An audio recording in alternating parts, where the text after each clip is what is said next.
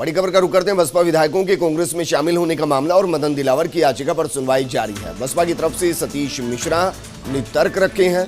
Baspa MLA party whip मानने को बाध्य है, ये कहा गया है। वहीं दिलावर की तरफ से हरीश साल्वे बहस कर रहे हैं। इस वक्त की बड़ी खबर हम आपको बता रहे हैं, क्योंकि राजनीतिक घटनाक्रम जिस तरीके से राजस्थान में चल रहा है, इस पर हर किसी की नजर बनी हुई है कि हाईकोर्ट क्या कुछ फैसला इस पर करता है। और इस पर बात करने के लिए हमारे साथ वरिष्ठ अधिवक्ता हेमंत नाहटा जी जुड़ गए हैं। हेमंत नाहटा जी, जिस तरीके से सुनवाई इस पूरी केस में चल रही है, हरियाणा के भी 2 उदाहरण दिए गए हैं, आपको क्या लगता है कि प्रोसीडिंग आगे किस तरीके से चलने वाली है?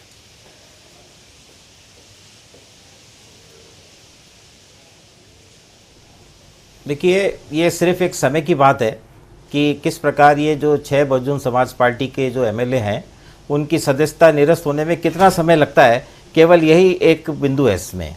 क्योंकि जो संविधान की मंशा है, 10वीं अनुसूची की जो मंशा है, वो बिल्कुल क्लियर है कि दल बदल एक अनैतिक कृत्य है और एक बीमारी है जो कि प्रजातंत्र को खोखला करती है।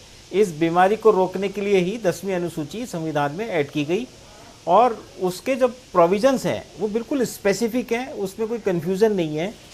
बहुजन समाज पार्टी के जो एमएलए थे, उन्होंने विधायक दल का विलय किया है कांग्रेस के विधायक दल में।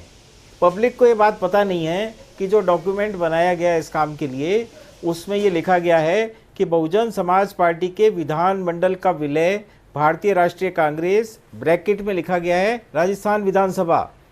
तो इस नाम का कोई राजनीतिक दल तो है नहीं। सर, मैं आपको रोकना चाहूंगा क्योंकि इस वक्त की एक बड़ी खबर अपने दर्शकों को बता दें कि दरअसल इस पूरे मामले के अंदर बसपा के विधायकों को विधानसभा अध्यक्ष और विधानसभा सचिव को हाईकोर्ट की तरफ से नोटिस दिया गया है। इस वक्त की बड़ी खबर हम आपको बता रहे हैं, हाईकोर्ट की तरफ से एक बार फिर हम आपको बता रहे हैं, बसपा के 6 के 6 विधायकों को, इसके अलावा विधानसभा अध्यक्ष को और विधानसभा सचिव को हाईकोर्ट की तरफ से नोटिस दिया गया है। जो कांग्रेस में विलय बसपा के 6 विधायकों का किया गया है, इसको लेकर हाईकोर्ट में जस्टिस महेंद्र गोयल की अदालत में सुनवाई चल रही है।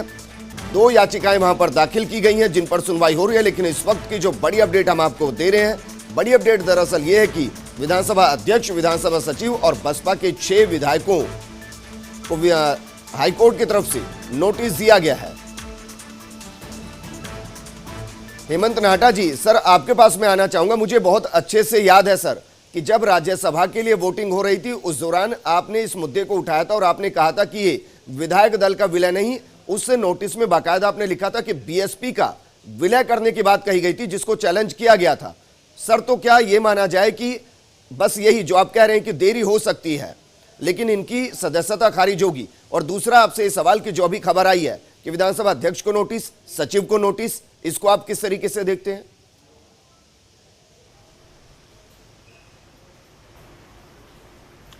देखिए, जो स्पीकर साहब को नोटिस जारी किए जाने का प्रश्न है, वो निश्चित रूप से एक बहुत बड़ी घटना है, क्योंकि संविधान में स्पीकर महोदय का भी एक बड़ी एलिवेटेड पोजीशन है और हाई कोर्ट नो डाउट एक सुपीरियर कोर्ट है।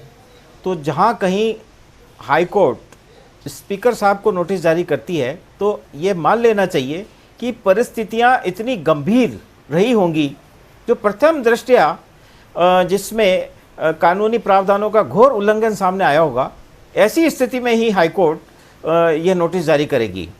तो आज जो फैक्ट्स हाईकोर्ट के सामने रखे गए होंगे वो बिल्कुल क्रिस्टल क्लियर है कि सिर्फ और सिर्फ विधायक दल का विलय हुआ कांग्रेस के विधानसभा दल में।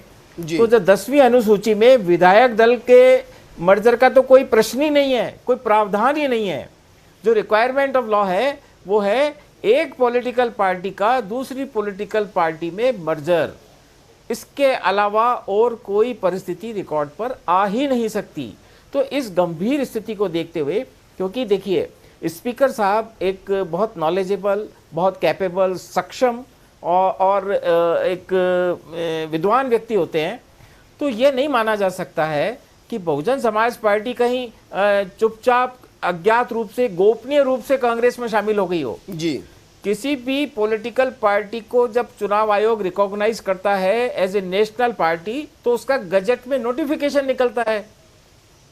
तो जब चारों तरफ ये बात क्लियर है, प्रत्येक व्यक्ति धरती पर इस बात को जानता है कि बहुजन समाज पार्टी एक अलग पार्टी है, मायावती जी उसकी नेशनल सुप्रीमो है, उनका एक राष्ट्रीय संगठन है, उनका एक केंद्रीय ऑफिस है, उनका एक संविधान है, उनका एक चुनाव चिन्ह है, उनके दल से चुने हुए मेंबर ऑफ पार्लियामेंट और एमएलएज पूरे हिंदुस्तान में अलग अलग जगह अपना काम कर रहे हैं। तो इतनी जो सिंपल जनरल नॉलेज का इशू था उसको इग्नोर करके और विधायक दल ने आकर ये कहा कि हमने बहुजन समाज पार्टी का विलय इंडियन नेशनल कांग्रेस में कर दिया है, और आदरणीय स्पीकर साहब ने उसको स्वीकार करते हुए उनका दल परिवर्तित करके और उनके ऊपर कांग्रेसी विधायक होने की मोहर लगा दी। तो ये एक ग्रॉस केस है, इतना है कि ये हाई कोर्ट को कॉन्शियस को शॉक कर देने के लिए सफिशिएंट था, और मेरे को लगता है कि शायद यही आधार बना होगा कि उनको नोटिस देके पूछा गया है कि ये लोग जो कह रहे हैं क्या ये सही है और क्यों नहीं, इसमें जो इनको अनुतोष मांगा गया है वो प्रदान किया जाए। तो सर, राजस्थान की जनता और सियासत में एक और सवाल बहुत तेजी से फैल रहा है, और सवाल यह है कि 2008 से 2013 के बीच में भी बसपा के विधायक कांग्रेस के साथ थे। अब सितंबर 2019 में विलय हुआ, जुलाई के अंत में हम इस पर बहस कर रहे हैं। सर, 2008 से 2013 और 2019 से अब 2020, ये जो बसपा का कांग्रेस में विलय है, ये दोनों घटनाओं को आप अलग कैसे देखते हैं?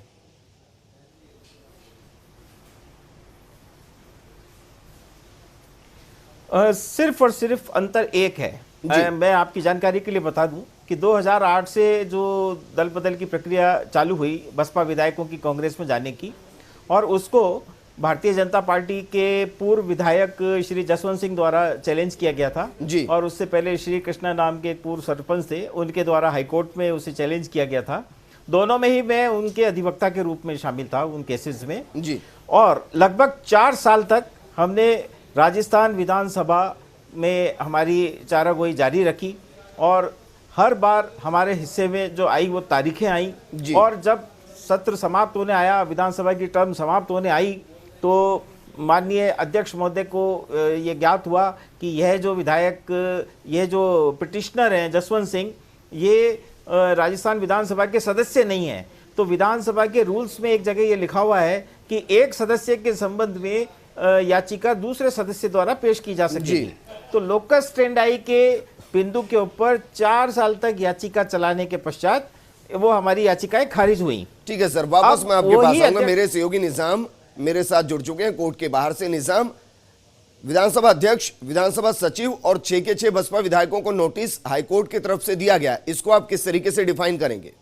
देखिए, 2 याचिकाएं हैं, बसपा पार्टी की ओर से भी और दूसरी तरफ से जो मदन दिलावर भाजपा विधायक है उनकी ओर से भी। देखिए, फिलहाल जो है बसपा की ओर से जो सतीश मिश्रा सुनवाई कर रहे थे, करीब उन्होंने 42 मिनट तक उन्होंने अपनी बहस की, और उसके बाद कोर्ट ने जो है बसपा की याचिका पे सभी को नोटिस जारी किए हैं कि जो पार्टी है उनका जो मत था कि बसपा एक राष्ट्रीय पार्टी, और जो जगजीत सिंह केस है, जगजीत सिंह केस में साफ तौर से था कि जो राष्ट्रीय पार्टी का जो विलय किसी राज्य स्तर पर होता है तो उसकी अनुमति राष्ट्रीय अध्यक्ष से ही ली जाएगी। इस मामले में चूंकि राष्ट्रीय अध्यक्ष से अनुमति नहीं है, इसलिए जो बसपा विधायकों का मर्जर हुआ वो किस तरीके से हुआ है वो इस पर सवाल खड़े करते हुए जो बहस की गई थी, उसके बाद बसपा के 6 विधायकों को राजस्थान विधानसभा अध्यक्ष और विधानसभा के सचिव को बसपा की याचिका पर नोटिस जारी किया गया, और दूसरी तरफ जो भाजपा विधायक मदन दिलावर हैं उनकी याचिका पर फिलहाल जो कोर्ट में हरीश साल्वे के साथ ही सत्यपाल जैन जो है वो पैरवी कर रहे हैं और बहस कर रहे हैं अपनी तरीके से कि किस तरीके से वो इस मामले में पक्षकार हैं। कोर्ट ने यही पूछा, क्योंकि वो उस पार्टी से जुड़े विधायक भी नहीं है, तो वो कैसे इस याचिका को मेंटेनेबल मानते हैं कि वो इसमें पक्षकार कैसे हो सकते हैं। इस पर अभी फिलहाल जो है कोर्ट में बहस जारी है, और इसके साथ ही ये महत्वपूर्ण बात है कि बसपा की जो याचिका उससे फिलहाल नोटिस जारी कर दिया गया है। जी बिल्कुल। हाँ निजाम, तो ये तो मान ही लिया जाए कि इन याचिकाओं को तो स्वीकार कर ही लिया जाएगा और आगे प्रोसीडिंग चलेगी। देखिए, फिलहाल बसपा की याचिका जो है उसकी स्थिति क्लियर हो रखी है, लेकिन जो भाजपा के विधायक हैं मदन दिलावर, उनकी याचिका पर क्या निर्णय लिया जाएगा, फिलहाल वो बहस है, और बहस के बाद ही पता चल पाएगा कि उनका अंतिम निर्णय नोटिस को लेकर क्या रहता है। ठीक है निजाम, शुक्रिया हमारे साथ जुड़ने के लिए। नाटा जी, आपसे मैं समझना चाहूंगा, क्योंकि आपने कहा था कि जो 2008 से 2013 के बीच में चला उसमें याचिका को इसलिए लास्ट में खारिज कर दिया गया क्योंकि जिसने शिकायत की वो विधानसभा का सदस्य नहीं था, लेकिन इस केस में बाकायदा मदन दिलावर विधानसभा के सदस्य हैं, तो आपको लगता है कि एक कठोर फैसला आएगा और जो भूल 2008 से 2013 के बीच में हुई थी उसको यहाँ पर एक तरीके से रेक्टिफाई किया जाएगा, सही किया जाएगा, एक संदेश दिया जाएगा।